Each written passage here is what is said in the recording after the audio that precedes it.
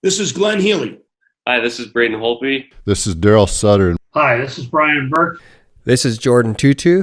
This is Keith Morrison. This is Kelly Rudy. Hi, this is Scott Hartnell. Hey, everybody. My name is Theo Fleury. This is Tim McAuliffe of Sportsnet, and you're listening to the Sean Newman Podcast.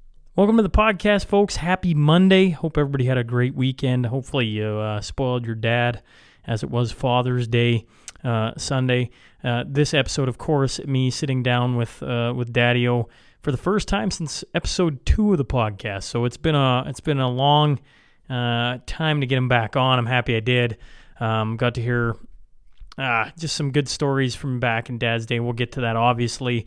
But hopefully everybody spoiled their dads a little bit. I said this about Mother's Day. I'll say it again about Father's Day. Without them, we wouldn't all be here. And I can't speak for everyone, but I can certainly speak for my siblings in that Dad is the best. And he wants the best for all of us. And he always talks about good people. You hear good people on here an awful lot from him. And Dad is one of the good people. So before we get to today's episode, let's get to today's episode sponsors. Carly Clausen, the team at Windsor Plywood, builders of the podcast studio table. Dad did ooh and ah over it because it is the first time he's actually got to sit and get interviewed around it. And it is a sharp chunk of a slab of wood. Let's just be very clear. If you haven't seen it, check it out on social media because it is a sharp. Maybe I'll stick another new picture of it up. I haven't done that in a long time because it is sharp. For everything wood, these are the guys. Of course, deck season. We're in full swing of deck season, and they're stocked up on their Windsor Micro Pro Sienna brown treated lumber. So if you got any backyard projects on the go, stop in and see the group at Windsor Plywood, or do what I do, hop on your phone, check them out on Instagram or Facebook, do a little creep in. And whether we're talking about mantles, decks, windows, doors, or sheds, give Windsor Plywood a call, 780-875-9663. And a shout out to Carly. Happy Father's Day. Happy belated Father's Day to you, big shooter. Clay Smiley and the team over at Prophet River. They specialize in importing firearms from the United States of America. They pride themselves in making this process as easy as possible for all their customers. The team at Prophet River does all the appropriate paperwork that none of us want to do on both sides of the border in order to legally get the firearm into Canada and into your hands. They also take care of registering the firearm and transferring to your PAL FAC before shipping them by mail, courier, or bus to wherever you are. Just go to ProfitRiver.com and check them out today. They are the major retailer of firearms, optics, and accessories serving all of Canada. And a huge shout out to Clay and Mr. Ed. Happy Father's Day, boys. You've definitely earned it as well. Trophy Gallery, downtown Lloydminster, is Canada's supplier for glass and crystal awards. Business owners, we know this is the perfect way to show your appreciation for your staff as COVID restrictions are starting to come off, and we're starting to see more sports starting back up. We're starting to see more gatherings starting up. If you got awards coming up, give Clint a call, stop in and see what they got in store. He's fantastic. He can design everything so that it's custom to you and treat your employees right. Simple as that. I always bring up the SNP travel mug that Clint did up for me, and I handed them out on the ride to all the riders for Bike for Breakfast, and they look really sharp. Everybody loved them, and so if you're looking to get anything, take a look at trophygallery.ca. He's got all sizes, shapes, and price ranges. Or just stop in today, downtown Lloydminster. He is Canada's awards store. And a big shout out to Clint. Happy Father's Day. Happy belated Father's Day to Clint. Hopefully you enjoyed your day. Jen Gilbert and the team for over 45 years, since 1976, the dedicated realtors of Coldwell Banker Cityside Realty have served the Lloydminster and the surrounding area. They offer star power, providing their clients with 7-day-a-week access. They know service is a priority because, well, big life decisions are not made during office hours. That's Coldwell Banker Cityside Realty for everything real estate, 24 hours a day, 7 days a week, 780-875-3343. I know there's a whole bunch of men working at Coldwell, so shout out to all of them as well. Happy Father's Day. I mean, I know it just passed, but this is the Father's Day episode, and I just hope all the fathers got to play a little golf, got to go enjoy themselves, spend some time with their kids. Hopefully the kids are treating them right. Finally, mortgage broker Jill Fisher. Obviously, her name says it all. She proudly serves the areas of Lloydminster, Bonnyville, Cold Lake, and Vermilion, and she's looking forward to working with you for all your mortgage needs. Don't let me try and fool you with my knowledge on mortgages. But if you are buying a house, or maybe you got to renew and you're not sure about what the rates are, where they're at, whether you can renew, whether you can renew early, give her a call, 780-872-2914, or stop in on her website, jfisher.ca. Have you seen the SNP billboard across from the UFA? Because it isn't there anymore. It is now across from the airport, down by the airport road. Got to give a shout out to the team at Read and Write with the amazing work of Mrs. Deanna Wan. They're always making me look sharp everywhere I look in my studio, whether it be the logo or the wall quote. That's all coming from Read and Write. So if you're looking for any outdoor signage, give the team a call, 306-825-5111. Finally, Gartner Management is a Lloydminster-based company specializing in all types of rental properties to help meet your needs. Whether you're looking for a small office or a 6,000 square foot commercial space, give Mr. Wade Gartner a call, 780-808-5025. And happy belated Father's Day to Mr. Wade as well. Now, if you're stopping into any of these businesses, let them know you heard about them from the podcast, all right? Now let's get on to the T-Bar 1 Tale of the Tape.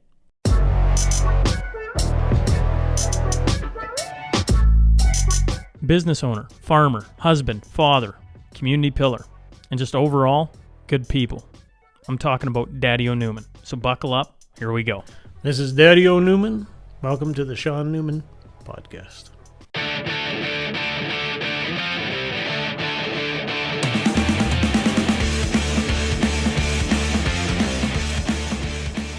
Okay, welcome to the Sean Newman Podcast. Today I am joined by Mr. Daddio Newman, Steve Newman. This is your second time on here. I actually went back and listened to your episode 2. If you can go back that far, Dad, and remember me calling you out of the blue because I couldn't find a guest to come on for episode 2. You came and bailed me out. We had a funny little conversation. If you recall, we were both wearing headphones, and I couldn't figure out how to get the delay out of it. So me and you, I listened back to it and I chuckled because if you don't know, you wouldn't know. Yeah. But I can hear me like stuttering on my words at times, and it's because there's a delay in the headphones, and it's like you're hearing yourself a second and a half later. Yep. And after you were like, you got to figure that out. And I'm like, well, I agree. But I guess first, thanks for hopping on. Yep. This is a little different than the first go around. You're a little different spot than a couple of years ago. Yeah, it's very nice. Very nice. I should mention the table so that they get their plug in because it is very nice. What do you think of Carly Clausen and Windsor Plywood's table? This was not there either. So my birthday's coming up. Are you trying? So this would kind of go good in the house, eh? So I'm just saying. I should get Mom on board to get you a river table for the kitchen table. Is that what you want? Is that what you want? No, I was just saying I kind of like this one, Sean. Oh, you would like this one. But you're kind of accustomed to it now. Well, it's but it's very good. It Carly does good work. It was in the original studio for like literally a month, and then then I moved, and here we are. So it's good coffee too, by the way. Yeah, happy Father's Day, by the way. Happy Father's Day to you. Yeah, I don't know. I've marked it in my calendar now for the Mother's Day to just keep bringing it back. I always bring up Jason Greger, talking about his lost his father, and you got to spend the days you have, because you don't have your parents. Yeah, you don't have your parents forever. Everybody loses their parents at some point. So I think it's I don't know. Maybe I'm getting too sentimental about it, but I think it's really cool to be able to have you on and pick your brain about some things. All of the old All-Stars that I played hockey with are slowly starting to fade away, and it makes you think. It does. So. Well, I bugged the brothers. Actually, bugged the siblings. I shouldn't say the brothers. Bugged us all. And the first thing they wanted to know about was the early days of when you came back and were farming with Grandpa. When Grandpa would have been a younger man. Yep. and you were, I don't know, lead me through it, because your early 20s, you have Jay, you're married, you have Jackie not far after that, you have Dustin not far after that, so you got 3 young children. I'll ask you this question. You've got 3 young children. How is that?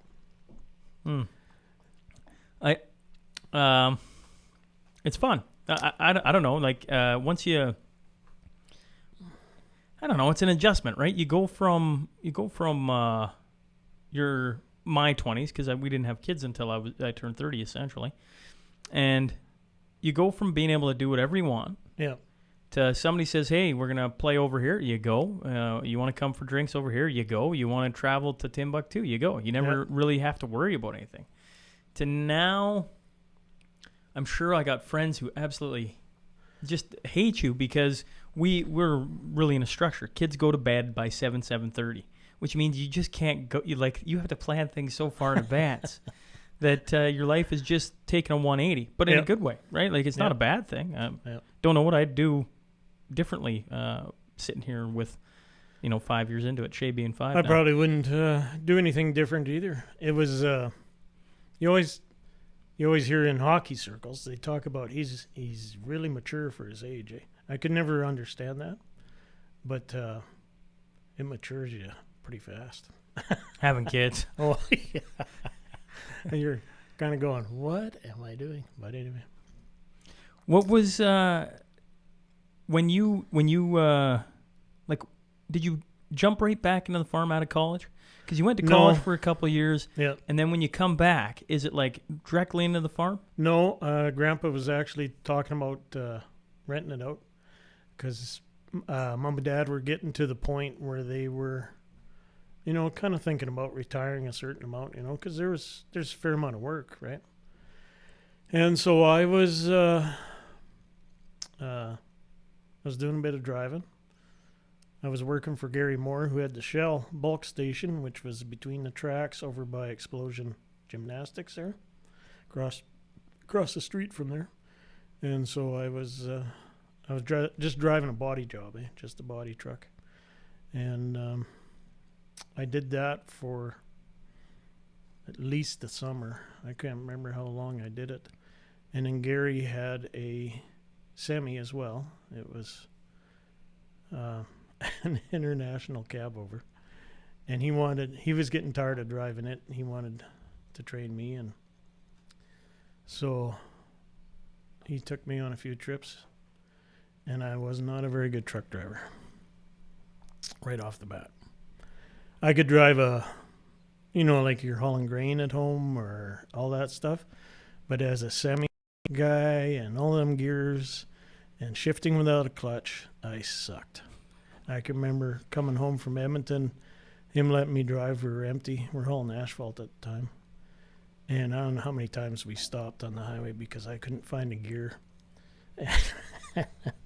And I couldn't get the hang of it. And then went like that for quite a while. He had 2 friends with him. One was Cliff James. They hauled cattle for years.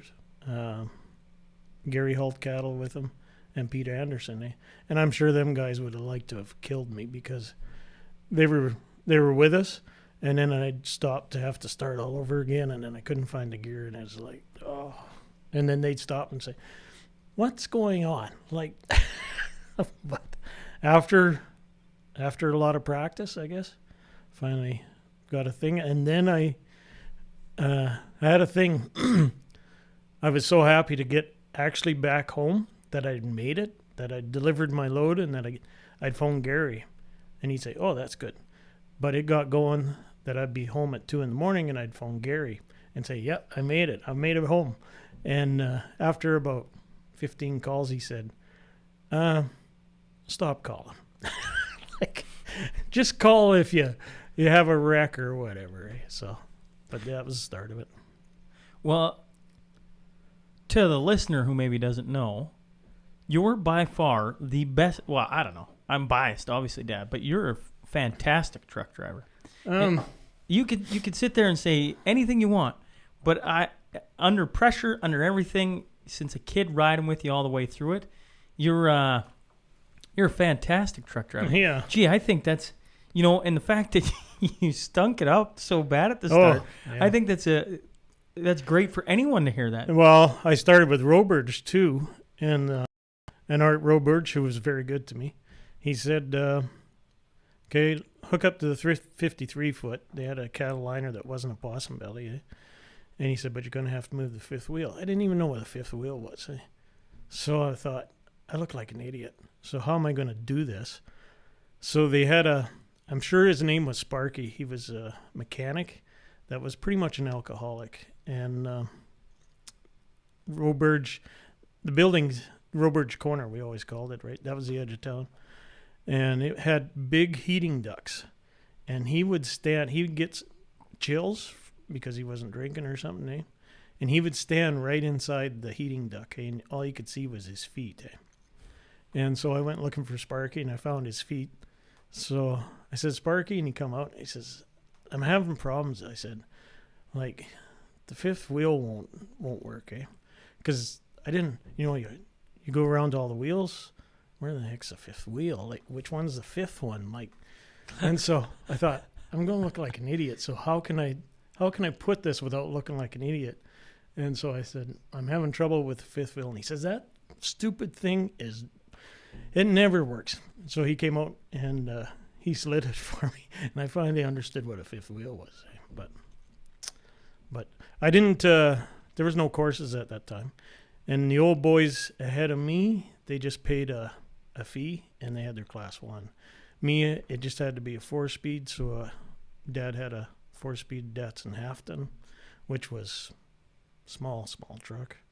And the guy, we were rubbing shoulders as he's taking me. And as long as I could shift that, then you got your class 1. No air ticket, no nothing. It was just, can you shift gears? Man, it's changed then. Yep. Yeah, it's changed a lot. And probably the 2 years on the road that I did run in Toronto, Montreal, taught me how to drive truck, actually. Because you were driving on snot the whole time. It was lake effect, they called it. So it was either heavy snow, freezing rain, black ice. And so you just felt it in the seat of your pants. But you couldn't stop because you got to be somewhere. So you drove on everything. Didn't you? I don't know. Didn't you do like one of those trips, 2 of those trips, the 15th one, and go like, I don't want to do this anymore? I had that right off the bat, but I didn't have any choice. Like we had 3 years of crop fairs, dried out, and the third year it froze June the 30th, so we had no crops. And the third year, I told insurance to go stick it in their left ear because they'd pay me out the first year, and then your rates go up, and then they paid me out the second years, and the rates go up even more, and so they were hitting me really hard, and so I thought, we don't need insurance. We needed insurance, and so it was just a matter of what can you do at the time. There was no jobs after getting out of college. There was no jobs for wildlife officer or anything like that. And so I panicked. And what are we going to do? And it just so happened I was driving for Walter Plandowski at the time. And Walter said, what's happening? Told him. And so I had trip after trip after trip all over Western Canada hauling asphalt. And I said, I can't do it. Like, there's not enough there, because we owe people money. So he knew a guy that was that wanted off the highway. And I bought his truck and went on the highway. And he got off the highway. So I should have talked to him a little more. Well, I never went to the oil patch, I didn't know the oil patch. We didn't have much for oil wells around us at all. But guys that I went to school with, they were in the oil patch and had done quite well. When you look back at the no insurance on the crop and you go, Yeah. we should have, is that something that you look back on and go, man, I wish I could rewrite that? Or do you look at that as like, it ended up pushing your life through a lot of hard years, but altering your path, so to speak? Yeah. It's, I think you go through stuff to learn, and it's good for you. And stress can be overwhelming, or it can be used for good. And it just taught me some hard lessons, which maybe at the time I wasn't willing to sit and listen. If you'd have told me, I would have said, yeah, whatever. Yeah. Because we'd had, the prices aren't like what they are now, but fertilizer and all that stuff was less. But we always had good crops, Like you could bet on a good crop. So you just put in the inputs and you're going to get a crop, And we had 3 years of no crop. And I kept putting the inputs in, which is sounds stupid because, you put on the fertilizer, the fuel, the spray, the everything, thinking, well, this year, that's the farmer's optimist, right? Because the farmers always think, okay, well, this is a wreck. Next year is going to be better, And so I went 3 years of just putting on more and more and more. I should have just, there was probably enough fertilizer in the ground that hadn't been used. But being young and foolish, I kept going until you went, holy smokes. See, and I always say to people, one of the good things that comes out of you driving truck and whatever is, I guess I go like nothing cannot be solved without a little hard work. Did I say that right? Nothing can be solved without a little bit of hard work. Anyways, what I'm getting at is I watched how hard you worked for a good chunk of my adolescence, and man, did it impress upon me. Even when me and Harley would come out when you came back and started working at Sandpiper, and we were stinging tanks. Now, I was actually saying this the other day, Dad. Like, have you watched them sting tanks these days? Yeah, they got a hydraulic stinger, and whereas I put you two to work. Like, think You about thought this. you were having fun, and I thought, this is really good. Dad brings Harley and I back. So today, to sting a tank, right? How long is a stinger? Well, it goes through 15, 16 feet, probably. 16 feet long, and I'm trying to explain this. I guess I'm trying to paint a picture because I know there is people, a huge majority of people listening, are in the oil industry and know exactly what the heck we're talking about. Yeah. But then there's a whole bunch of people like, I think of like Joe Belanger sitting there in Wisconsin brewing beer, and he's going, you're doing what now? So you're taking this, I don't know. Can you explain it better than I can? Okay, this is a tank. This is an oil tank. So it's 15.3 in diameter, and up comes, with the oil, there's water and sand, right? And they're pulling it pretty hard. And the sand is heavy, so it sinks. And the water, it's heavier than oil, so it's between the sand and the oil floats on top. But if you get the sand so high that it hits the burner, it can cause lots of damage. So the oil companies would monitor it, and when it was 3-4 feet high, there was a valve at the bottom. We put the stinger in there, apply pressure to it at about 2,000 pounds, and then it had probably 7 nozzles sticking out, and it would slurry the sand, and then you'd push this thing back and forth, and then bring it to the valve, and the vac truck would suck it up, and you'd haul it away. So rewind the clock, and I'm like, what, 10, 12 years old? Yeah, probably. And you Dad, guys probably shouldn't have been out there. Nowadays, they would never let anybody go out there. I don't think they would have let us out there. But Dad goes to us, okay, if we see a white truck coming, everybody in the bunk. All right, sounds good. So there is me and Harley. I don't know. I'm 11, Harley's 14, and Dad. Yeah. And we're manually stinging these tanks, and Dad's paying us $5 a tank. Yeah. And I remember thinking, I'm making $5 a tank. And it was hard work. Yeah. Like, it took everything in me to push that sucker in and out. Yeah. But we had fun doing it. Like, that's that's a fond memory of mine. And that wasn't going to a ball game. That was like working your bag Probably off. your first real job. And it was with Lindsay Hencherick. Yeah. And just good people, like good people.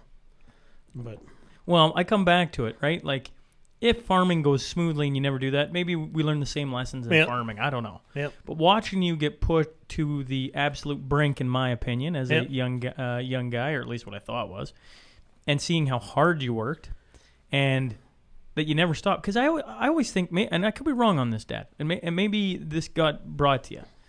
Could you not just file for bankruptcy, lost a whole bunch of stuff, and just started anew and not had to go through the jazz of everything? yeah, you could have. But I guess I don't know, that's not in me.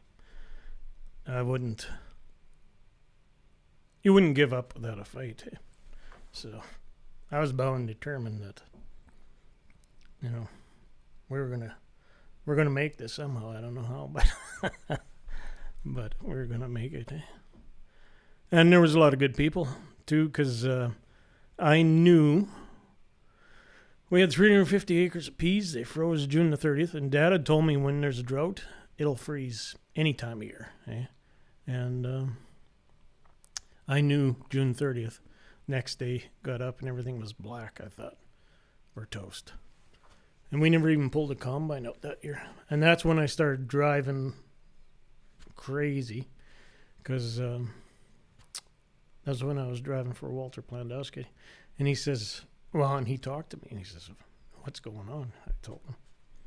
So he was very good to me. So I just put your head down. Let's go to work.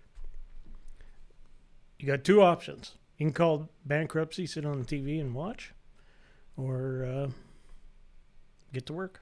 So I got to work. Probably the first time in my life you had a goal and a drive. Eh?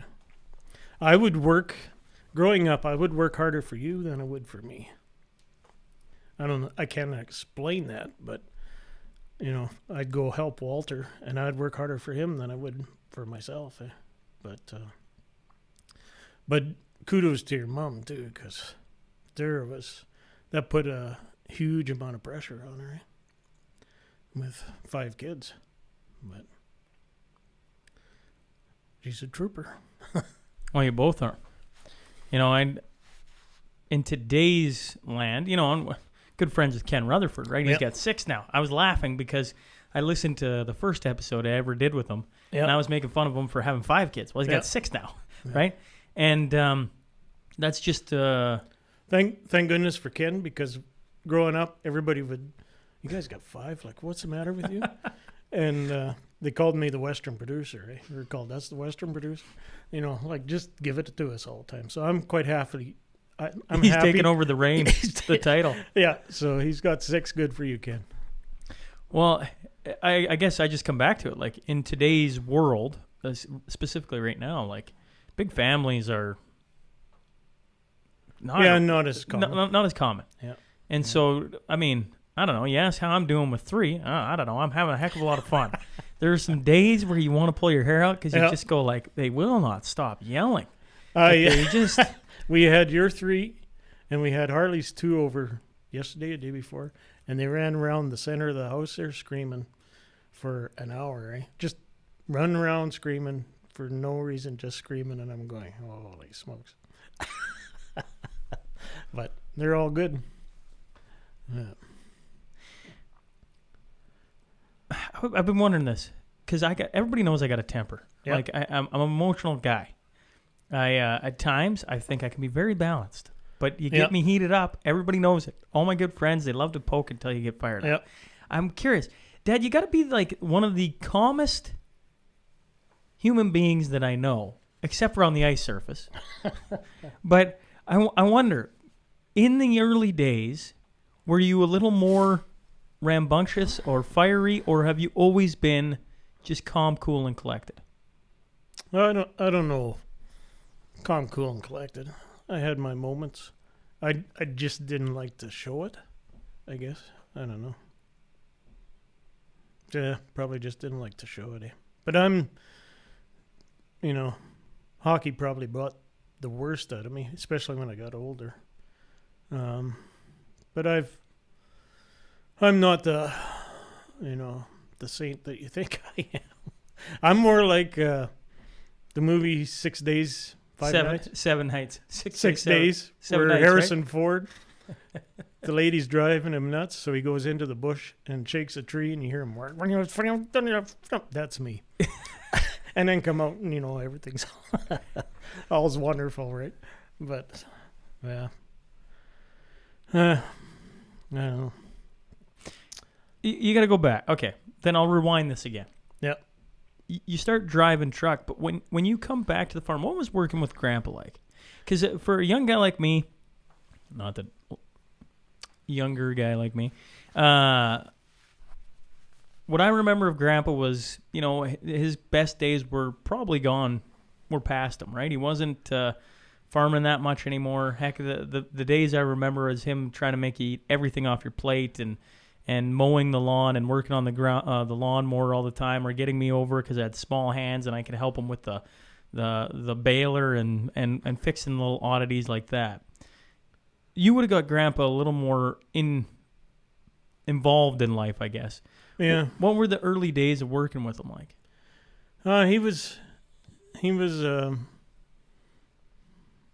He ran to his clock, right?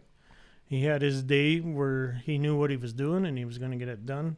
He'd go for dinner. He used to drive me nuts. We'd go for dinner, and he'd have 10 winks, and I couldn't fall asleep. And he'd be snoring as soon as he laid on the couch. 10 minutes later, he's up. Okay, let's go. And I'm just about out by then, eh? But he,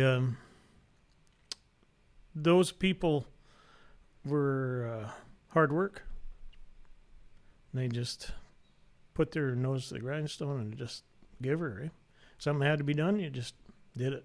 That's, like, say, if you do it today rather than leave it till tomorrow, that was them. Eh? And I was probably hard on Dad a certain amount because I brought in the Charolais bull. He was a Hereford man all his life. Well, all the Newmans were. And, I threw a Charolais bull into the Hereford cows there, and so he was probably going, he put a little bit of fertilizer on where and I didn't really know fertilizer wise and stuff. I just thought more was better, sort of thing, and so I do that. Why did you bring the Charolais bull in? Because I'd seen that they were paying a 5-cent premium for Charolais cross calves, like that buckskin calf, and so I thought, we got a whole herd of Hereford cows. If we throw a Charolais bull in there, and I didn't do all the cows, I just did one pasture, eh? And actually, it worked, eh? But I'm sure it must have tested him to all his bounds because he lived all his life, growing Hereford, eh? But do you ever see us children do things where you go, I don't know? Oh, there's lots of stuff. Yeah, there's lots of stuff. I remember taking Mom's dad out, and you're full of piss vinegar. You figure everything you touch is going to be like this table. It's just going to be amazing, eh?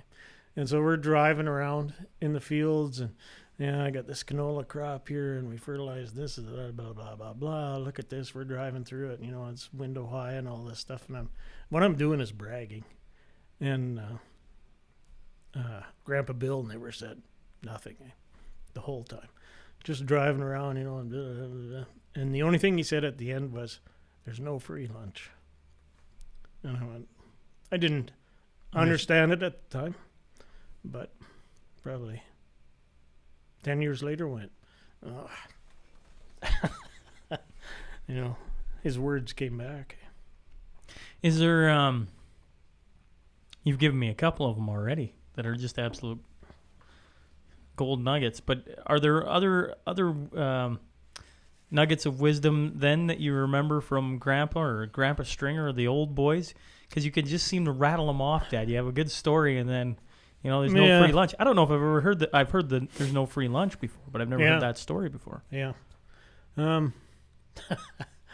Well, the other thing was the Charolais produced bigger calves, eh? And Grandpa would always say, we'd end up having to have a cesarean or hard pull to get this calf out. And Grandpa would always say the small live ones will soon pass the big dead ones, eh? And I went, every time you lost one, it was like, yeah, he's right. But you didn't want to admit it, eh? But, yeah. It's why I enjoy. It's why I enjoy sitting, and I do all the archive interviews, Yeah. right? I get to, I go back to when we first talked. You said I got to get Des McMillan on. Well, Des McMillan now has been through the archives, right? Yep. And so getting to talk to everyone with all this, whether they think they have wisdom or not, they've just seen a lot more life than, right? You're 30 years past where I am. All your kids have grown, and now you have grandkids and everything else. You've seen the different stages, and you get to talk about them, right? And you just think of when I'm pulling you back into when Grandpa was a younger man, kind of showing you the way and saying some things. Like, it's just a way to kind of jump ahead, so to speak, and maybe pull some wisdom out of what you're saying and see what impacted your life. Because, well, they'd gone through the 30s, eh? And so they were very, they didn't like loans. They paid stuff for cash, and if they couldn't buy it, they'd just wait and just keep going, eh? Except for Grandma's piano. She bought a player piano with a cream check that Dad was saving for something, and she just had enough. She wanted a piano, so she bought this piano. So I think they didn't talk for a week, maybe. But they were very strong. They didn't like loans. And having said that, when we got married, you don't think about all this stuff, right? So where are we going to live? Where, I don't know. Never thought of that, eh? And so they helped us out immensely. We bought a trailer, and, they helped with digging the basement while you guys lived in that trailer. And so I guess that's what parents are there for, is to help you think, because you don't think very much when you're young. You're just kind of going this direction, well, we're going to go that direction, and, so on and so forth. Eh? But interesting. Goes back to maturity. Yeah. You mature as you go. Did you ever ask them about the 30s or World War II, anything like the war years? They didn't talk much about it. They didn't talk at all about Tommy, was their first son. Yeah. They didn't talk about him at all, eh? And didn't want to talk about him, eh? But, yeah, they never mentioned the war. Mom's brother was in the war, and he came back. It bothered him so much that he couldn't handle it. And then her other brother was in the war, in Canada's first aircraft carrier. Everybody doesn't know that Canada had an aircraft carrier, but they did. It never saw action, but Uncle Dave was on it. Eh? But they never mentioned it at all. And I don't think Dad couldn't go in it because he was colorblind, eh? So he couldn't see colors. So I don't know if he went or not, but they needed food and everything, so they just stayed on the farm. Their whole life was hard work and providing. Eh? Well, you think of, I don't know. You already said a few of it, the 30s and then the war, not far off that. Yeah. Like, you just man, those are some long years. Yeah. Well, Mom's sister worked in the bomb making factory in Vancouver, along with Annie Mae. So, they were in it and not in it, kind of thing. Eh? But I want to try and take you back to when you're 35. When you turn 35, because I'm 35 right now. It would have been 1991. Yep. You would have had 5 children between 5 and 15. I believe you're still on the farm. Yep. Worldwide, it would have been Operation Desert Storm, so Kuwait would have been going on. That would have been big world news. In the sporting world, how about these throwbacks? Minnesota Twins won the World Series that year. Yeah.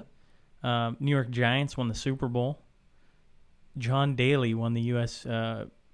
PGA Tour Championship. In the NHL, the Pittsburgh Penguins won their first cup with Mario Lemieux and Yager and Yep. Paul Coffey and Tom Barrasso, I believe, in net. And then Chicago Bulls, Jordan finally gets his first championship that year. Yeah. Hate to say it, but we didn't watch a ton of sports. We had all you guys playing hockey, playing ball, Jackie figure skating. We we watched very little TV because we were just on the go constantly. And we won nationals. Would it have been that year? I think we won nationals that year with Jason and Dave McLean. And I don't know how many provincials, westerns we won in hockey, and that was Gord Redden, surrounded by good people.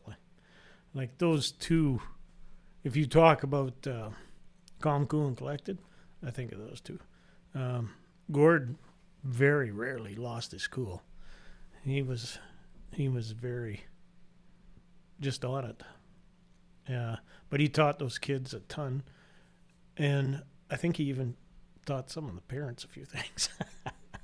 And Dave McLean never said a word. He had parents that were deaf, and so there was, there was never any yelling because they couldn't hear it. Might be good for us these days, but Dave was same way as Gord. They were both exceptional, so kind of learned from them as well. You bring up good people lots, and I think all the kids can reiterate this, that's something that has stuck with me, and you talk about an awful lot, is good people. Yep. There's good people out there, and they seem to find you, or you find them, or, just good people. Who are some of the good people, Dad, who've made an impact on your life? Well, Mom and Dad, for sure. Gord Redden, Dave McLean, even Dave Kerr. There was guys on the road that would just give the shirt off your back. There was the year we lost. Well, the year we had no crop at all. There was, if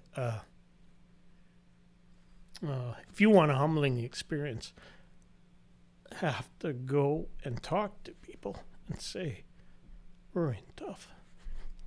So I went, I thought, well, I got to do it because you can't just let it roll, and we're not going to declare bankruptcy.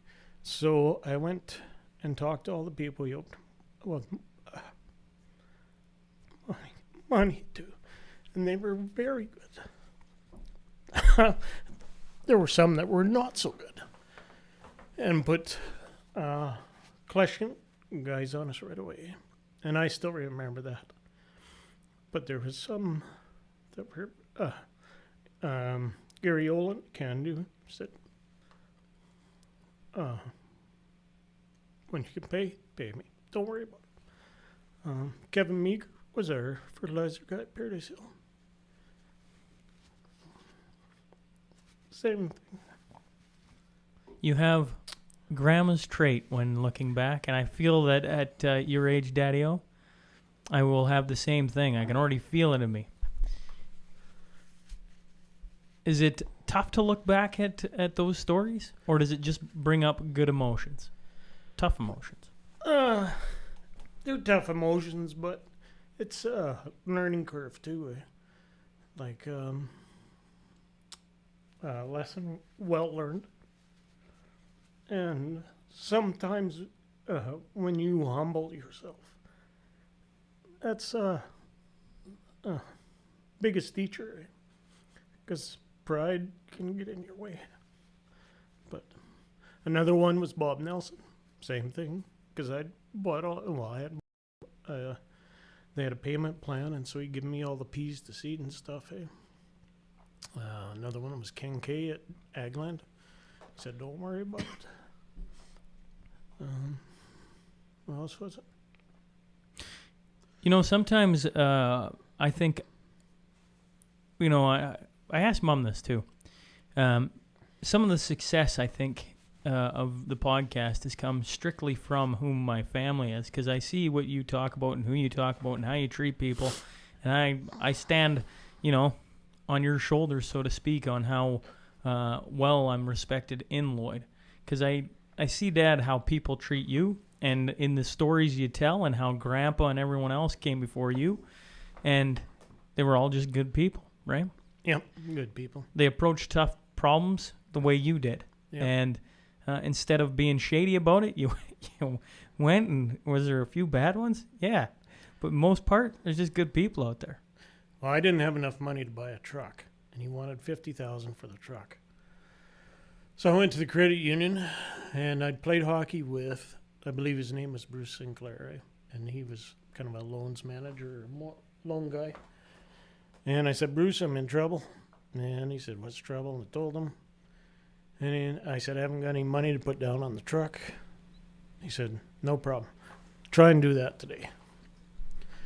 So he bought the truck, or the bank bought the truck, and away I went. And somewhere between, on the first trip, I had a guy by the name of Bruce, can't remember his last name, he was out of Battleford. I thought, I don't even know where I'm going. Never been to Toronto, never been to Montreal. I better have somebody that has been there so can kind of smooth out the rough road. So we had this Western Star. You had to crawl through a hole in the wall to get to the bunk, and the bunk was, just shoulder width kind of thing. And it was an older truck. And we got somewhere between Brandon and Regina, and the transmission went out on the first trip. And another moment of go in the bush and shake the trees. And so I had to phone Bruce again and say, we just took out the overdrive in the transmission. And I said, I have no money for the transmission. He said, we'll pay for it. So I actually drove it in direct all the way to Brandon.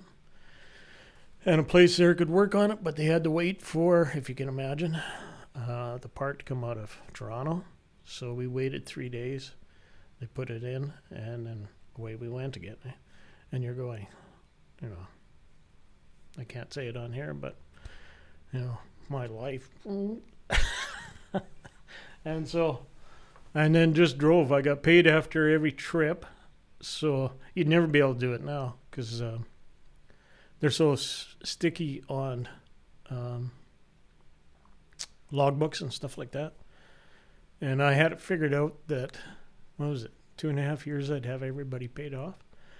And so, and you still had to, supply for mom and supply for the family and all this stuff. So there was most of the time I sent all the money back to the family so that they could survive, and because you guys were still in hockey and all this other stuff. So did you have conversations of maybe they just don't play sports, right? Because I know sports back then would have been a little bit cheaper than they are today, but at the same time frame, we weren't playing, school sports. Nothing against them. Well, it wasn't like we were playing badminton and volleyball even, and I don't know, basketball. Where it was just like hockey in anywhere you go. Hockey is an expensive sport. And not only did we play hockey, but we played hockey at the top levels, traveling all over the provinces, played ball at, Jays winning nationals and everything else. I always look back at it and I go, as kids, we knew things were up, obviously. But at the same time, we never lost all of the competitiveness that we all wanted to be in, right? Yeah. Whether it was figure skating and Jackie in North Battleford, or whether it was, Harley and Dust and I or Jay playing the top level sports and going wherever we had to go. Well, I'll ask you, do you believe it helped you in your life? Well, if it isn't for the game of hockey and Mom's stubbornness, I don't go to. This is why I bring up, if you've got insurance and you kept farming, because it's a very this weird moment where instead of keep going straight, you take a hard right. And without hockey, I don't know where I end up. I just know that I stick in Lloyd a lot longer, for good or bad. Yep. And what playing hockey takes me to is Larry Wintoniak. And you know how highly I speak of Larry. Yep. And I needed him at that time in my life. I needed somebody to be like, You're not drinking. You're not going out till 4 a.m. every night. You're playing hockey, and this is what you're going to do. And so, I don't know, as parents, that must have been a crazy experience to watch me go do that, because what it ends up happening is I quitting hockey and I'm done. I play like, I don't know, 18 to 34 essentially. Like another 16 years of my life is spent playing hockey. Yeah. It takes me to across Canada, to the States, to Europe. I mean, you guys get to watch all that, and that all comes from, if you really want to be where it all comes from, it comes from Mom dragging me to them MVP camps and me fighting her the entire way, and then getting there and enjoying it, and whether she could see that or I couldn't see it or what it was, but It was probably the hardest on Mom, because farm girl, we both grew up on the farm. She loved the farm. And for me I just knew, June 30th, I knew it's coming to a wreck here, and I got to start doing something. And she did not want to quit farming, and I don't blame her. But she was bound and determined that your lifestyle, you guys were still going to have it good. So my part of we had a meeting with you guys, and you were probably, I don't know how old you'd be, 5? You probably don't even remember the meeting. don't remember the meeting. Just around the kitchen table, and said, "This is what I got to do. So buckle up. Here we go."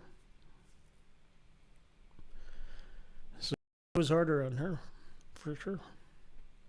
But she's one tough lady. Yeah, well, having Mom come on here and get for Mother's Day and get to, what did you think of that? Hearing, I assume you knew all that, but at the same time to have your wife of decades come on. How many years you guys been married now, Dad? 45. So closing in on 50. Yeah. To have her come in here and me pick away at her, was there anything that you're like, I assume you thought it was really good, but, like to hear her side of it, especially when you go long-haul trucking and she's left with kids and she's got to figure it out. It's always good to hear from your spouse. I'm sure she didn't think it was fair, but I didn't know what else to do. And I knew a job just from the driving I did. I knew it wasn't going to pay enough to get us out of the mess we're in. And so I had to figure out a way of go hard or go home. And so that's what we did. Whether right or wrong, it's hard to say, but it was a learning experience. Like, never been to Toronto, and the driving down there is Western boys are courteous, cautious. Down there, nobody cares. They just signal once and they're in front of you, deal with it sort of thing. And so it was a big eye opener. What do you think of all this talk of separation or of the West getting out of Canada, or there's a lot of divide right now, not only in our country but in the world. Yeah. What is your thoughts on, Alberta, Saskatchewan, the West? Well, the West is definitely different than the East, and most decisions are made in the East. But when I was a teenager, we just come out of the hippie, peace, power, love decade, and everybody thought the hippies, everybody thought the youth were crazy, like they're losing it. They were living on flower power and all this stuff. And I'm sure, it's not an easy world right now, but as long as you've got morals in that, I don't see, from the traveling of the world we've done, 85% of the people are the same. They enjoy seeing people. They aren't vicious, But yeah, I don't know where it goes from here, but I guess I believe in people. Well, you've got to experience some of the best in humanity. Yeah. Yeah. Like, well, I was going too hard.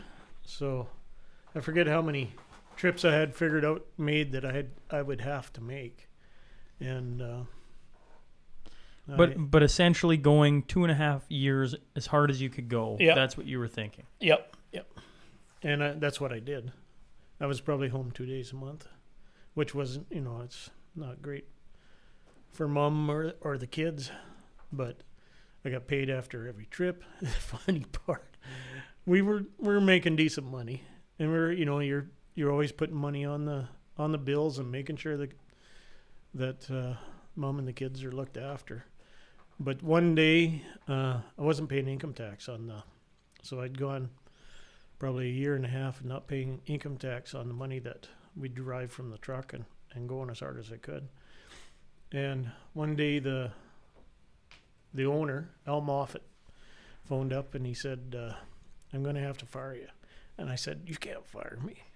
Like, I'm relying on you, eh? Because he knew my story. And actually, he'd gone broke in BC as a dairy farmer. And then he'd moved out to Saskatchewan. He was from Bethune. And he'd started this trucking company. And he says, no. He says, I'm firing you and I'm hiring your wife because the CRA are after you. Because they got a hold of him and they wanted to confiscate all my paychecks. So he was hiring mom. And I was driving for mom. But so we kept going like that. But it was a shock when he phoned me because I thought, oh. But he knew because he'd gone through it himself. So he ended up actually doing very well. But he was a great man as well. Al Moffat. There's another one. But the guys on the road were great. Once you got to know them. I was out there for, I bet you, 3 weeks. Never saw another truck with the company name on it. I was thinking, I'm the only one out here. And then eventually you'd see one at a fuel station and you'd talk to them and so on and so forth. When COVID started and they started talking so highly about truckers, yeah, I just remember thinking, like, I bet you Dad could have told you a long time ago, like, the world runs on trucks. And if people don't realize that, they're starting to realize it now, because in the middle of all the crap falling out, the truckers were still moving product from here to there to everywhere. But you saw that firsthand. And what I always ask you, and I was excited to bring you on and talk about, was, as you get older, you start to become like, I didn't recognize that, or I was oblivious to the facts, right? Yeah. Well, as you get older, you start to realize lots of truckers, especially who drive long haul, do drugs. Yep. How many times have I asked you this question? But how did you stay away from doing drugs when you're driving that much to keep your, not even to, like, I'm not talking alcohol or anything, I'm just talking drugs to keep you awake. Because, I mean, if anyone's driven 18 hours in a day, it's tough. 18 hours in 2 days, okay. 18 hours for 2.5 years, I don't know, you had to have been, Well, we'll go back to stress. My mind, well, first of all, I was blessed that I could drive all night. The only time I couldn't drive was when the sun came up. We called it death ray. As soon as the sun came up, it was just like, ugh, I had to quit. But I could drive all day, all night, for whatever reason. But I had stress too. Mom was getting phone calls from collection agencies. Like, one of the guys I talked to put a collection agency on to us next day. So it was constant every day. And then one day she was crying, talking to me. I had a bag phone, so I said, send all the calls to me. So I had these guys phoning me. We were on a first name basis, but they would just drill you. And so I remember banging the phone on the truck, on the dash of the truck, because the guy would say, we need money now, every day like this. You need money now, every day.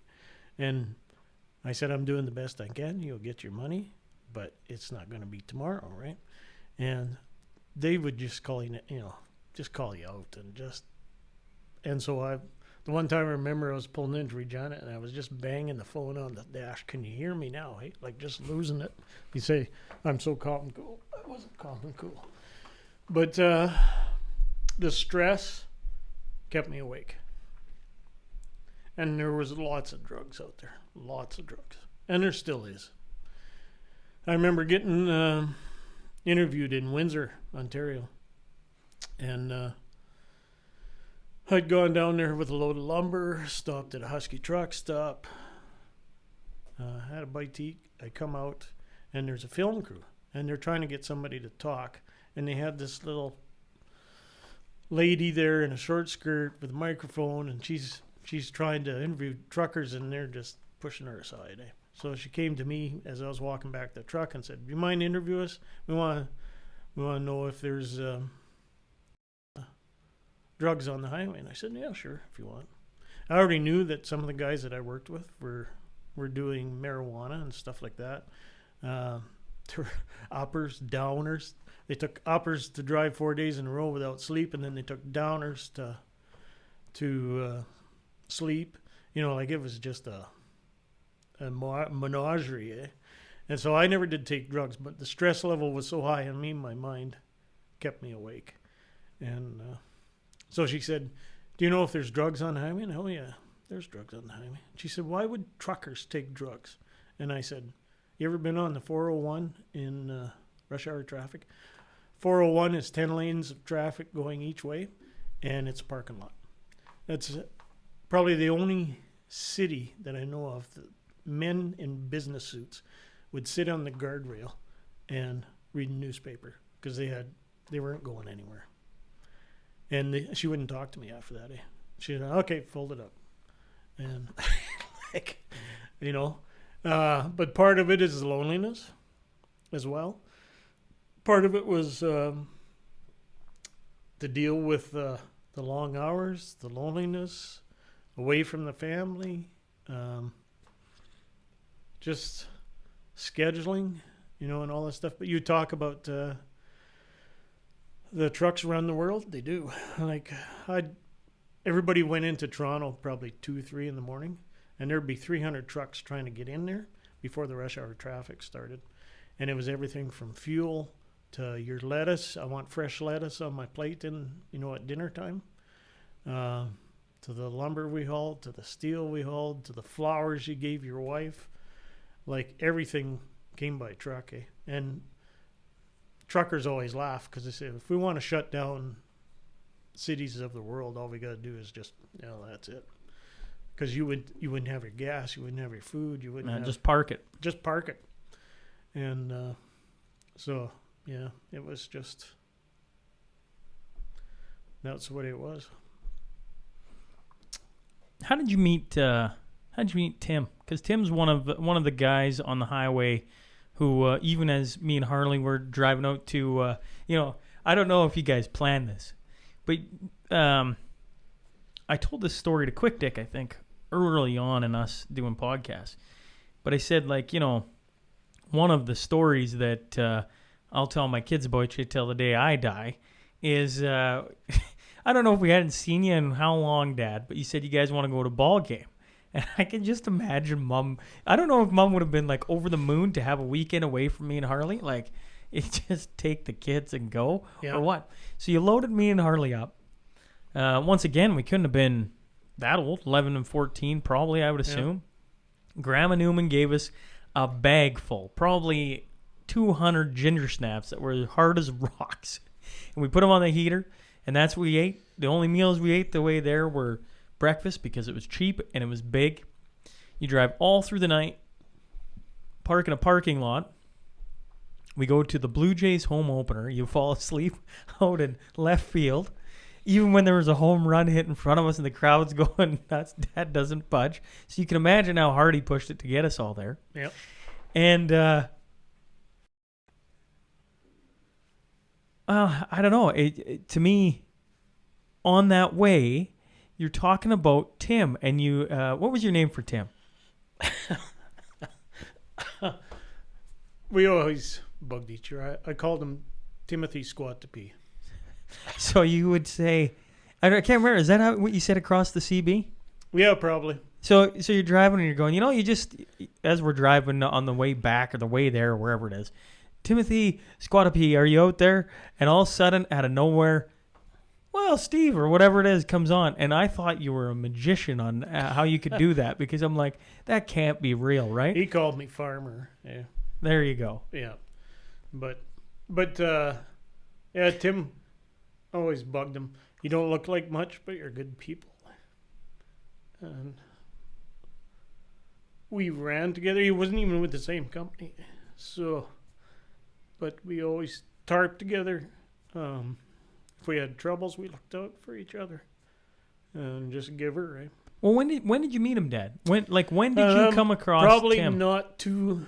Well, like I say, I never did run into any of the company that, and I don't know, just ran into Tim one day and sat down and had probably a coffee or something, eh? And then just got to be a friendship. He was going hard too, and so we just went hard, eh? And helped each other. And by tarping is probably a 2-hour job, and with 2 guys that just sped it up, eh? And stuff. If we had a breakdown, we'd help each other, and it was just mutual friendship. At the time, he had long hair, so he didn't look like much, but he was good people. Eh? And there's lots of guys out there like that. There's lots of guys that were doing the same thing I was. And so I got no qualms about trucking industry, because it helped us a lot. And at that time I was running 2 logbooks, which is legal. But I had an East book. When I was running West, I go out to Vancouver or whatever, the East book was on holidays. And when I was running East, the West book was on holidays. Because you'd never get anywhere, right? So I was just going as hard as I could. And just trying to pay everybody back that I owed money. I always laugh. I remember going out west with you and pulling into a gas station just before the scales. And you said, what we're going to do is we're going to sit here and we're going to wait for 4 or 5 logging trucks to roll by. And when we get into the scales, they're going to be so full and busy with logging trucks, they'll wave us through. And so we sat there for about 15 minutes, 4 or 5 logging trucks went rolling by. You pulled out, and what happened? We waved on through. You're hard on yourself at how you started out as a trucker that wasn't that good and everything else, but I always admired, and still do, your ability to just pick up little things, right? And the little things are big things. Just read the situation. Yeah. But the Ontario scales always pulled in Quebec trucks, eh? For whatever reason. I don't know. I don't know why they pulled in Quebec. Because they're Quebec, Dad. Yeah. And when we were in Quebec, they always pulled in Ontario trucks. It was just vice versa, right? And so you notice that stuff. And when they pulled in trucks like that, they'd shut the scales down and they'd just go through everything with these guys. And so once the lights are off, because lots of times we were heavy, because they'd throw stuff on you. And, you're driving across Canada, and they knew that you were going to be heavy, but you deal with it, eh? So we actually dealt with it. But you mentioned that you pushed yourself too hard in driving. Do you remember what that ended up like? You're going too much. To give you an idea, I get to go home, so I would go push myself to get home. And you started thinking about being in an actual bed, having a pillow, being with your wife, seeing the kids. And there's more than once I made it to the 10 mile, and I would go like a mile down the road, and I had to stop and sleep because I couldn't make it. I don't know how many times I ran down the road, slapped myself stupid, ran back, and then fell asleep on the steering wheel because you started thinking too much about what it's going to be like to be home.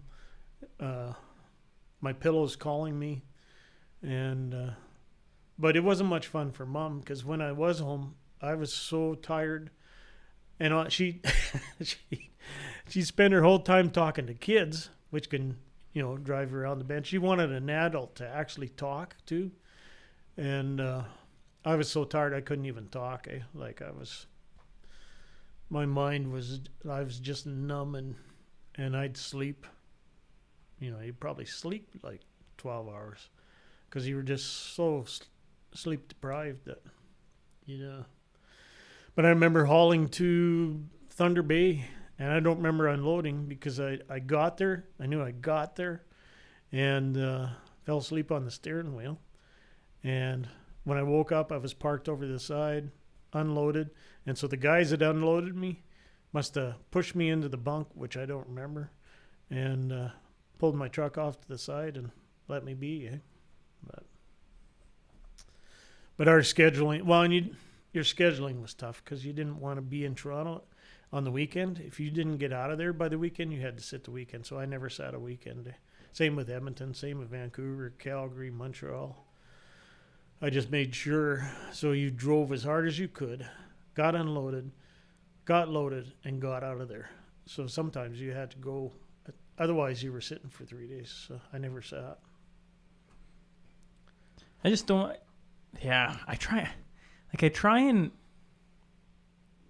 like, when I have a bad day at work, whatever that is, Yeah. I sell chemical, right? Like, or not even a bad day, Dad. Lots of people ask, and maybe what I need to do is I need to convince my wife to come on our anniversaries and come on and talk. I don't know if Mel will or not, but at the same time, she's smarter than I am, and she deals with my shenanigans all the time.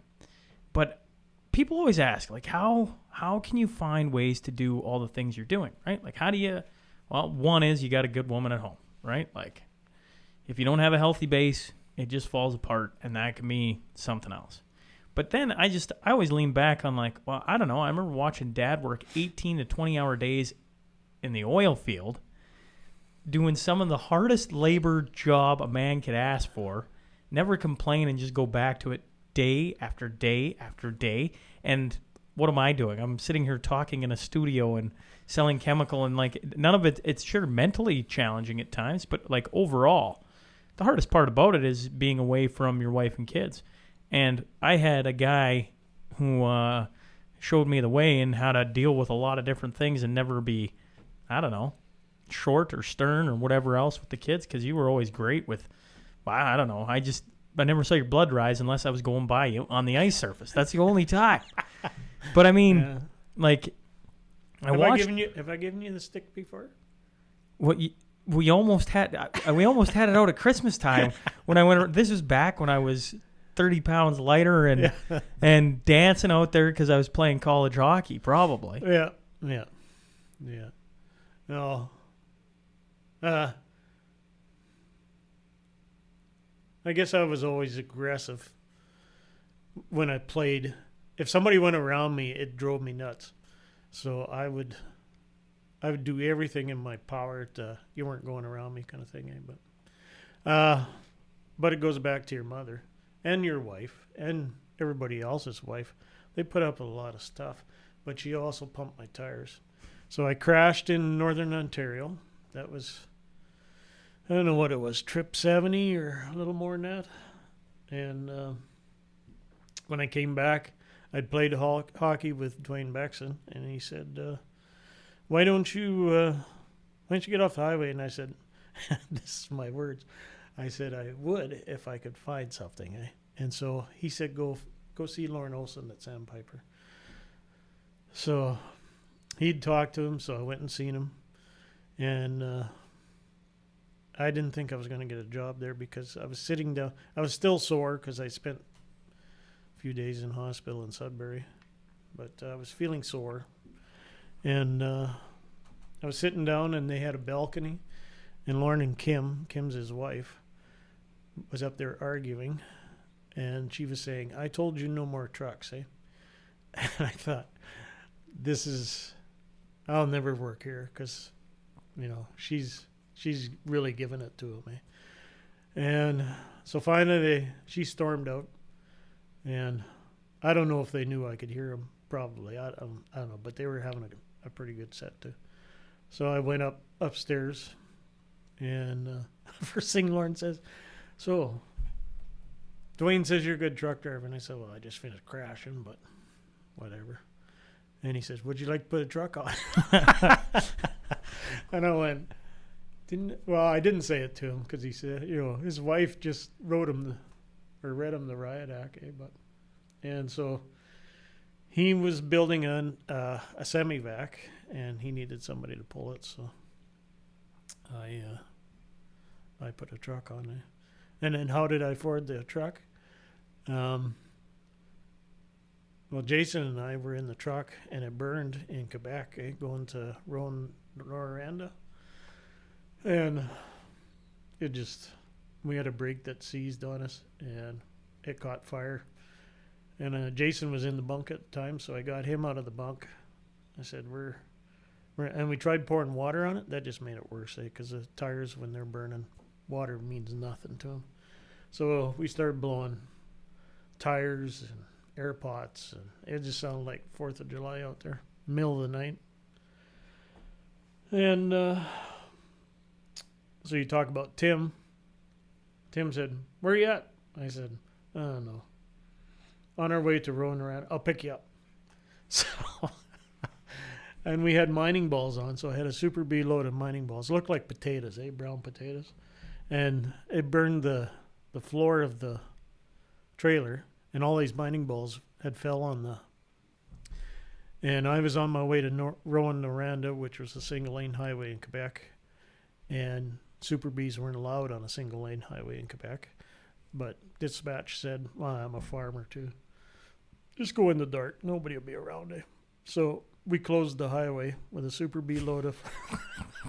So they ended up with fire department, police, a crane, just everything.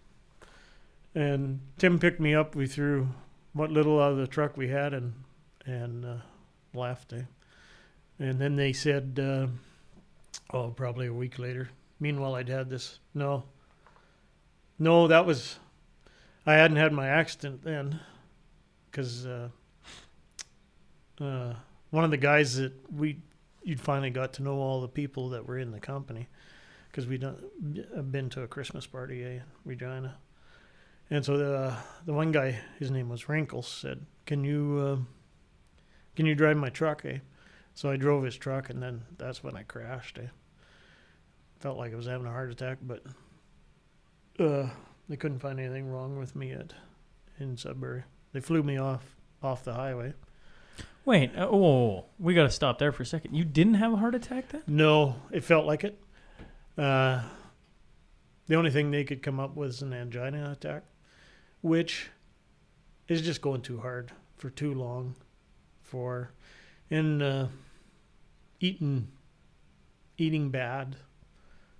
Probably, I got truck driver guts now because I had one meal a day, and the rest of the time you're eating chocolate bars and drinking Coke. So, and putting in long hours and just going and pushing yourself, and so it felt like a heart attack. This arm went numb, cold sweat, felt nauseous, and I reached for the buttons. I thought, if I can reach the buttons and pull them, I'll stop the truck and I'll land wherever I did, and I didn't get the buttons. And there was a corner down at the bottom of the hill, and I just off into the Tules. And then they land helicopter on the highway and flew me to Sudbury, and I spent, I don't know what I spent, 10 days there or something, 7 days. And then the guys, we didn't have any money because we've been sending all the money home and paying bills and all this stuff. So all the truck drivers bought me a flight home. So the truck drivers bought you a flight home? Yep. It's just, by that time you probably knew 25 guys on the highway. And So, but you're always helping somebody. The one time I remember I stopped, and there was it's probably changed now, but coming from the farm, if somebody stopped on the road, you stop, you all right? You need help? There was no phones really at that time. So I stopped in northern Ontario. This guy had his four-ways off, so I stopped. Turned out to be a Quebec biker truck driver. He was like 6'4" with hair down to here, leather jacket. And so I stopped and helped. He didn't know a lot of English. I knew next to none. French, what you learn in school, kind of thing. And if I ran across him somewhere, he would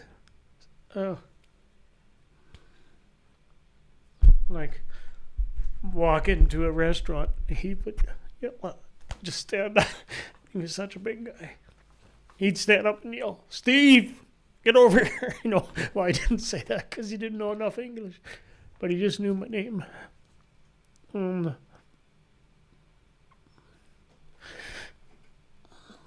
He just had guys like that. It's pretty good. You can just tell how much it means to you, Dad, right? And then going through the toughest times in your life, one would argue, right? And a simple act of kindness, of stopping on the side of the road and just helping a guy out, creates a bond that it did, right? It's well, I don't know. It might be another thing that you've imparted on me, because I think I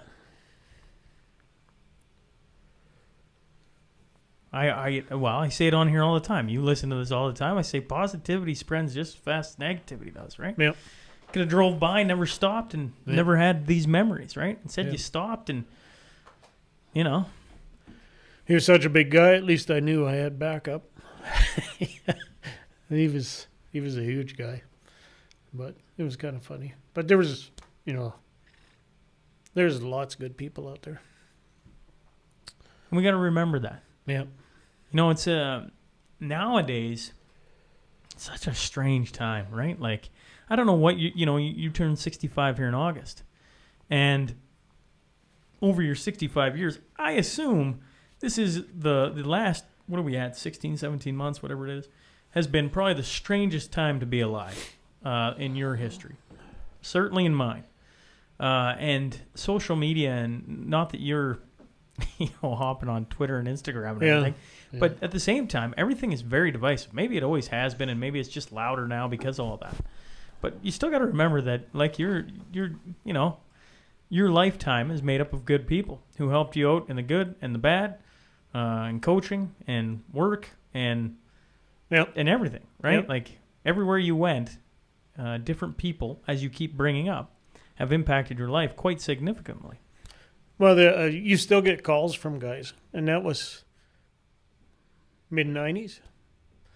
So, I mean, you would think that they'd just kind of forget about you, I guess, or whatever, right? But still get guys stopping into the shop and stuff just to say hi. So, interesting. Well, and it's Tim when, and it extends further than just you, because, as we know, Tim in Yorkton, right? Yep. He was the guy that on my way to Dryden, or to Wisconsin for that matter, would give me his number and say, if you need a place to stop, you just stop. And oh, yeah, they go out of their way. Any one of them go out of your way. You were on a team, have the same colors. Yeah, but pretty special. I wanted, before, we've been going now for an hour and 20 minutes. Not that we need to stop by any stretch of imagination. But, in your coaching career, you brought up the Gord Redden and the Dave McLean. But maybe, whether it's a good story from the Spurs days, or Midwest Spurs, whether hockey I meant, or base, fastball, or even some of the things that you picked off of Gord and Dave on how they coached and dealt with kids and parents for that matter. Well, Gord was terrific with parents and kids. He taught those.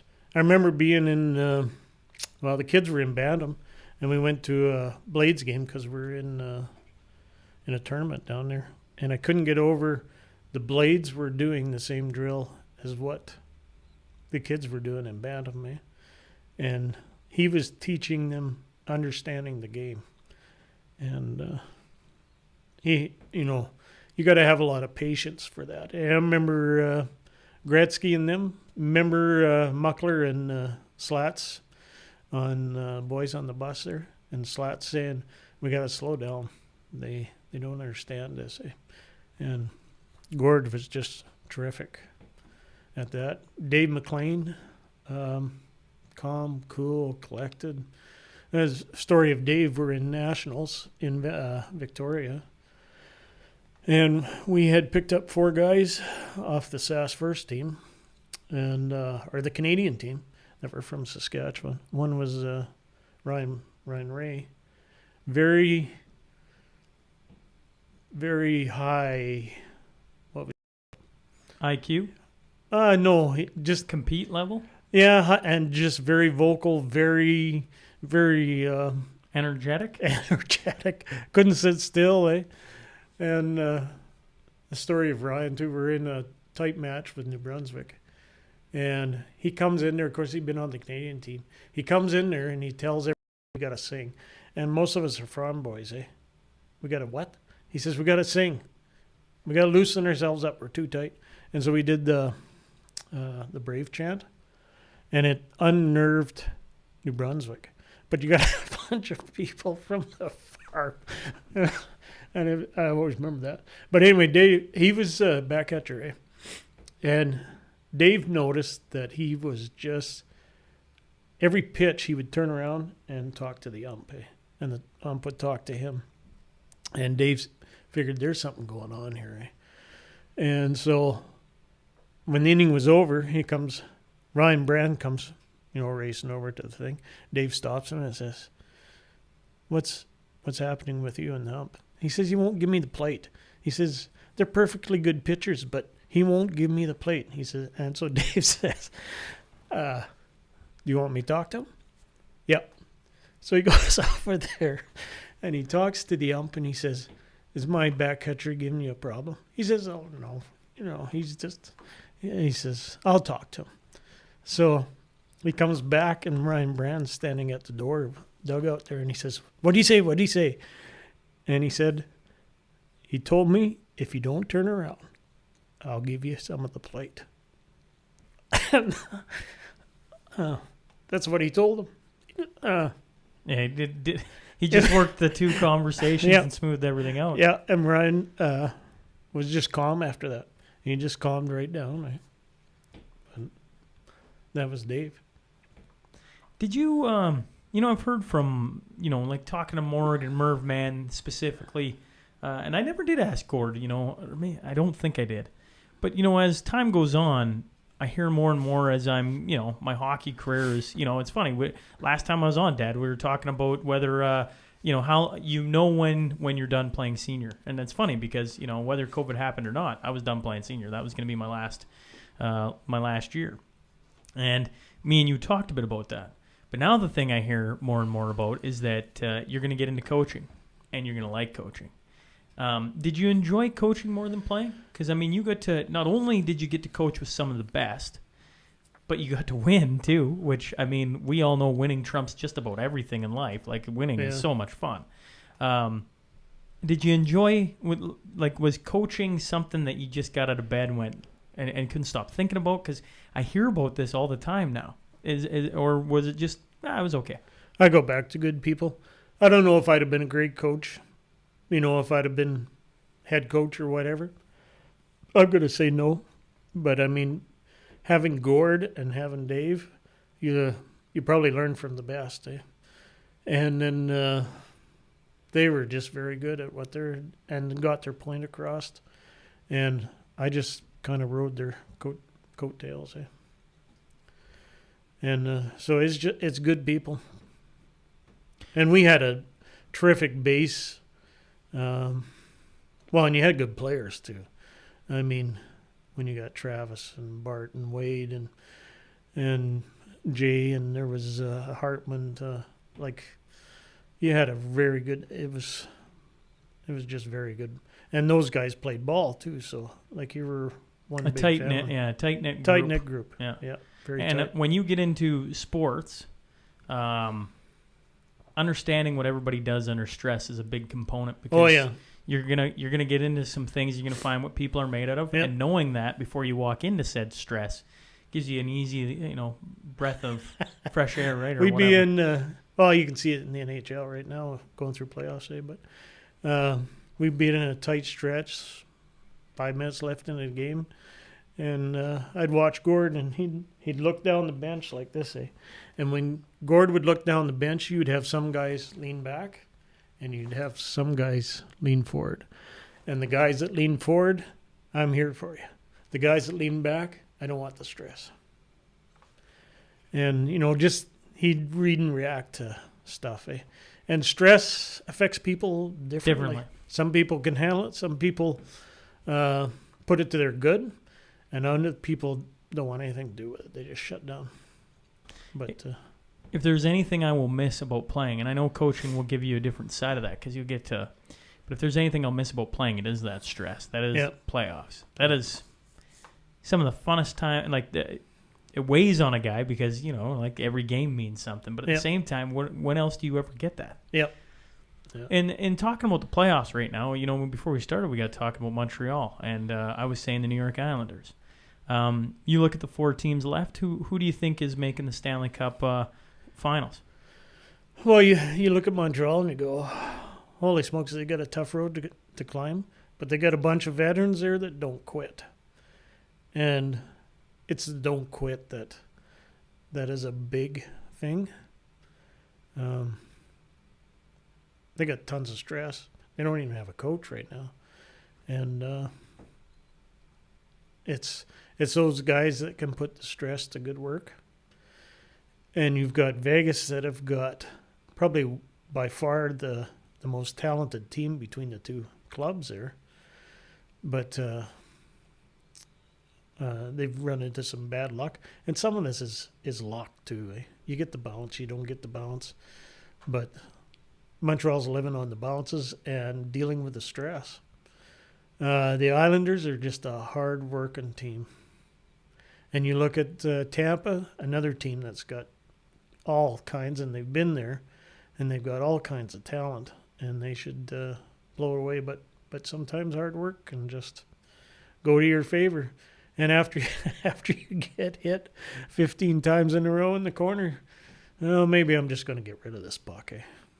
Well, watching the Islanders game last night, I couldn't believe the tenacity which the Islanders go after the puck. Yeah. And the D-man, they didn't score on the shift, but maybe they did score on the shift. 2 of the Tampa Bay D-men got stuck out there for over 2.5 minutes. They weren't even thinking anymore. No. They weren't even rimming the puck hard. They weren't even trying to get an ice in. They were just, and if you're the Islanders, you could just taste it, right? And they just kept coming and coming. But what I love about the Islanders, Dad, is you got Barry Trotz who wins a cup with the Washington Capitals. For whatever reason, they don't sign him back. Whoops. And then you got Lou Lamoriello, who was with Toronto, and he kind of gets pushed out. And then, on top of all that, you had John Tavares. I don't want to come back. So you got all these different, they feel kind of like Vegas did the first year, where you got a bunch of guys who got pushed out of their teams. They all come together, they gel, and away they go. And the New York Islanders right now, you got arguably one of the best coaches of all time doing what he does best. You had Lou Lamoriello, who might be one of the best GMs of all time. I don't know how many people can really argue that because of his success in New Jersey and even assembling Toronto to where they became very good before he got taken out. And then you got all these guys Jordan Eberle looks like a player right now. Yeah. How many years did we watch him in Edmonton and go, yeah?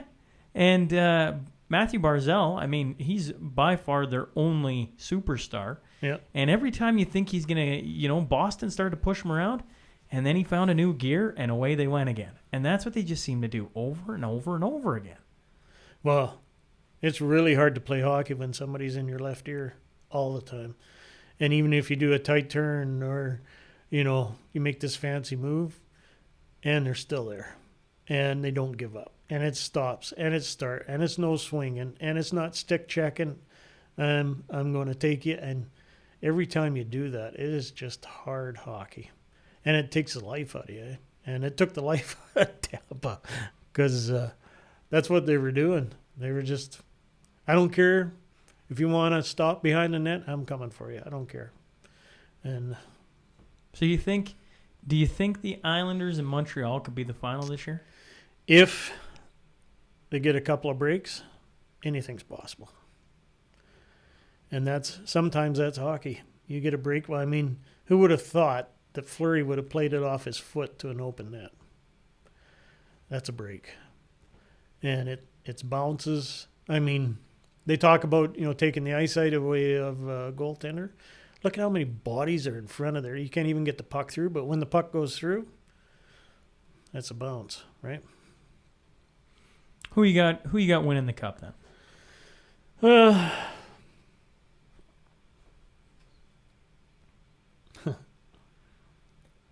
You're going to have to. I'm like you. I like the Islanders just because of their tenacity, and they got no give up. Eh? They just go. Their crowd is crazy. Did you hear them chanting? What's the guy's name? Josh. Did you hear them chanting there? No, I guess not. They've got a thing where they chant, Josh, what's his name? Are you going to score me a goal? And he scored the first goal. But the whole crowd's, look it up. It's crazy. And Josh Bailey. Josh Bailey. And so they go, Josh Bailey. And they're singing it to the song. I forget what the song is, but they're saying, Josh Bailey, are you going to score me a goal tonight? And in the second period, he got the first goal. And the crowd went.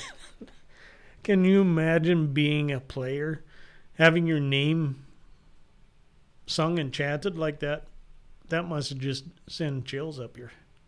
Here's what it says. Okay, I'll Play it. I'll see if I can play it. It says, for years, Islanders fans would give it to Josh Bailey for his low goal totals by mocking him with DJ Otzi's Hey Baby song. Known more for his playmaking than goal-scoring skills, the Islanders' right winger has come up clutch so far in the postseason with goals in each of the Islanders' wins against the Penguins. This is going back a while. Fans have changed their tune with a simple change in tense along with the overall tone, as seen and heard in Friday's Game 2 win. Bailey's able to add the insurance in a 3-1 win. It's Hey Bailey to the tune of Hey Baby. Yeah.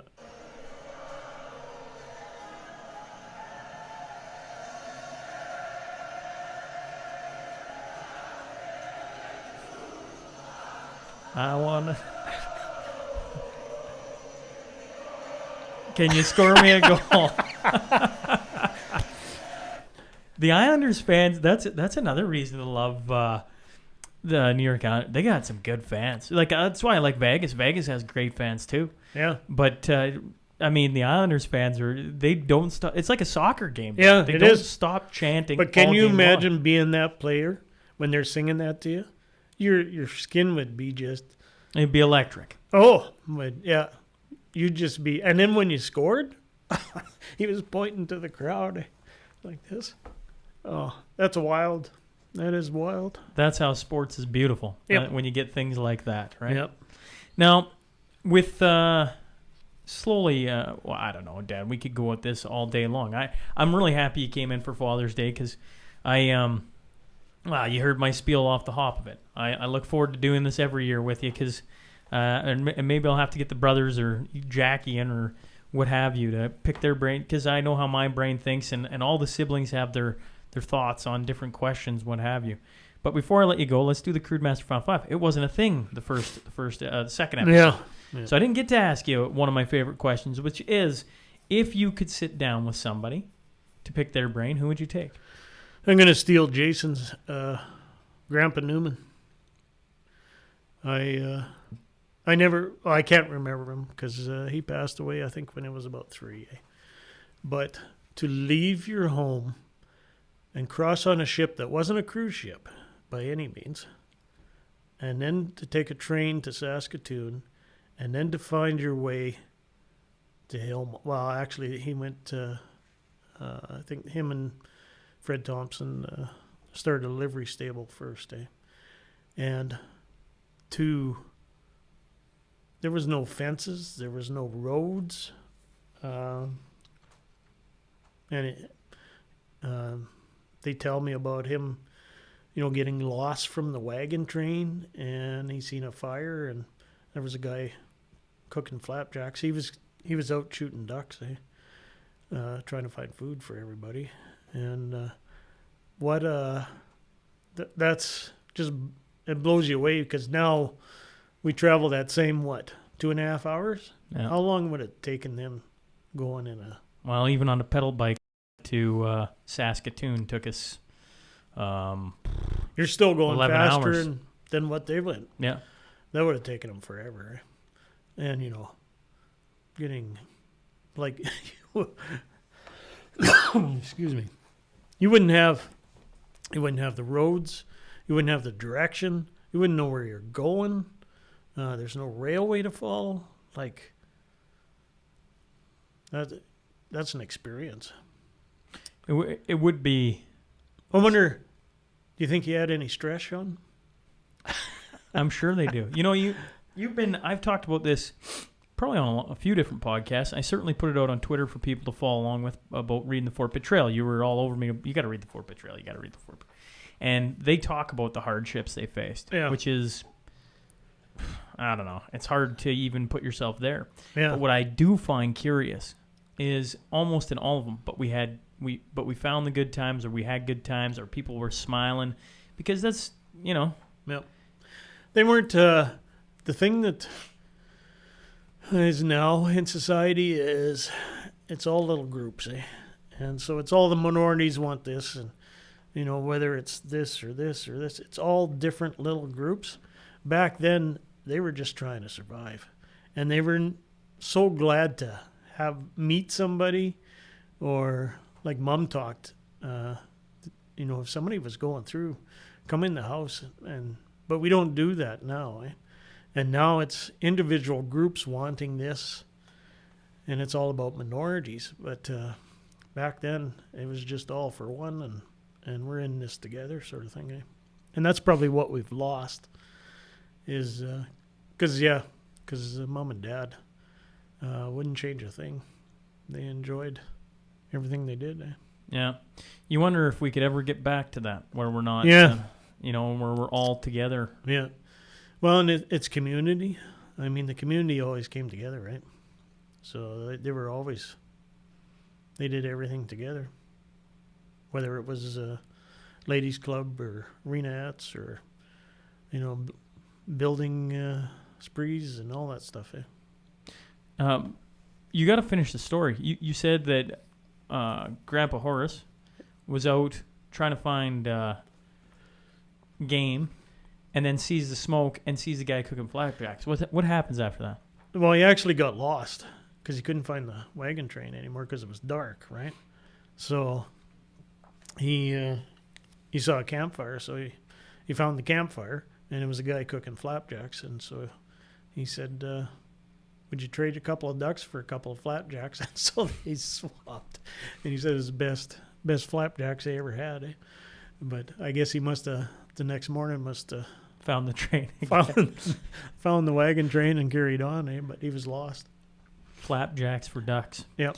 I asked Mom this. I'll ask you it. When you were at guest 2. When you were guest 2 till now, to the entire idea, what did you think of the idea of a podcast? And I don't know what it's turned into. What did you think of this when I first brought you on? That wasn't it.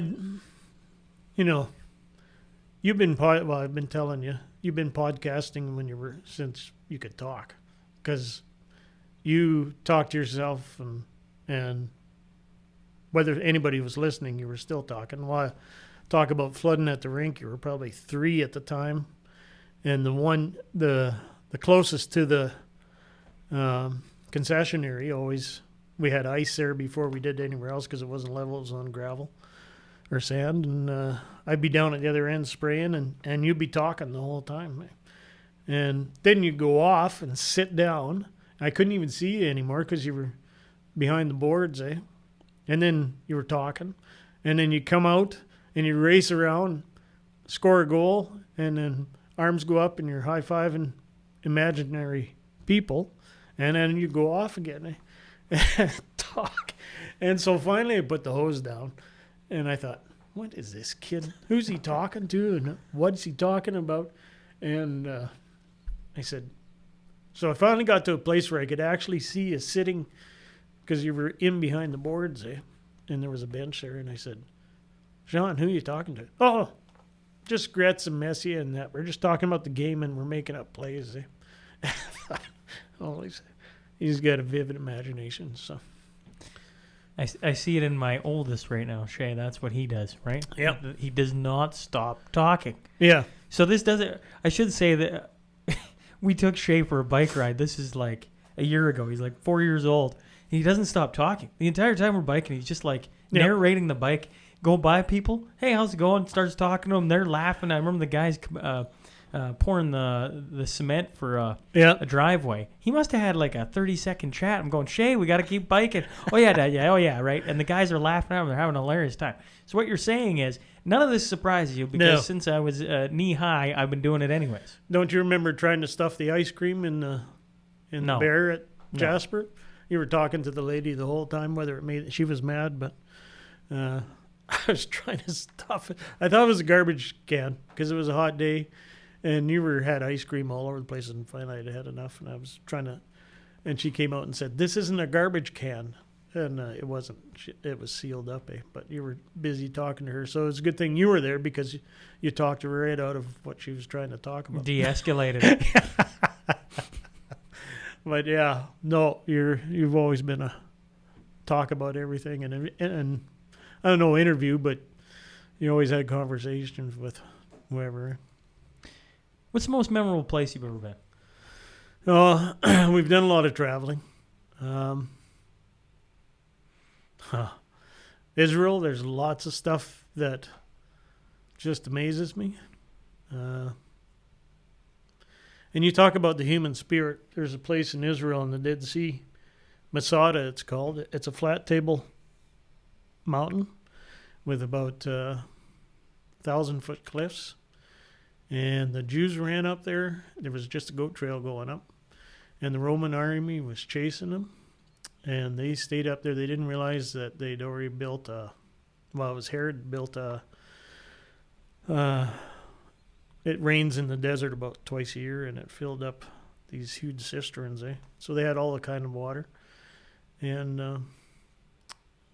the Roman army was there for 7 months trying to get them. And they couldn't go up there because they threw rocks at them every time they went up the goat trail. And they built a ramp. And I thought, there's no way. And then they walked us over to the other side of the mountain. And sure enough, there's the ramp. It's gone down a lot. And it's amazing. But that's human spirit. We're going to stay here until this ramp is built. And how long would it take to build an earth ramp? Eh? Jordan, we went to Petra. That's amazing. I never expected to see something like that. And that's the in Indiana Jones. That's the that's all hand carved out of stone. So it's soft stone, eh? But Finland was amazing. I mean, every country we've been to has been amazing. Like, and the people are amazing. Like I say, people are people. It's just the ones governing that. Twist it. Yeah. Yeah. Where are you going to go? Oh, northern Saskatchewan. Went up there and were you when you went to La Ronge hockey tryouts? You remember going to or were you there, or was it just Dustin, Mom, and I? Waterfall and yeah, when we took the boat there. Yeah, and the native fellow was just scooping pickerel out of the bottom of the falls with a net. Eh? Like, I never knew any of that stuff was there like that. Northwest Territories, same thing. There's waterfalls, and I never knew were there. Mom and I went up there, and there was probably 5 that were they're amazing, but never knew they were there. So where are you going to go when you can go? I mean, we're getting awfully close to everything opening back up, I think. Assuming that happens, where are you going to go? Oh, I'd like to see the rest of the world, actually. I'd like to see the animals in Africa. Australia, New Zealand, all the places my kids have been that I haven't been, right? Because Dustin and Harley, they spent a good lot of time there. But it's good to see the world because it makes you sit up and pay attention to your own spot. Final one for you then is, what piece of advice has stuck with you? And maybe you've already said it, but what piece of advice has just stuck with you? I guess I go with Grandma. It is what it is. Just deal with it. And just suck it up. But that was her advice. And she'd lost a son. They'd gone through a lot of stuff. But she said, it is what it is. Just deal with it. So we're dealing with it. Well, thanks for coming in on Father's Day, Dad. Happy Father's Day to you. Appreciate you doing this with me. Yeah, well, happy Father's Day, and you're still one of my favorites. Hey, folks, thanks for joining us today. If you just stumbled on the show, please click subscribe. Then scroll to the bottom and rate and leave a review. I promise it helps. Remember, every Monday and Wednesday, we will have a new guest sitting down to share their story. The Sean Newman Podcast is available for free on Apple, Spotify, YouTube, and wherever else you get your podcast fix. Until next time.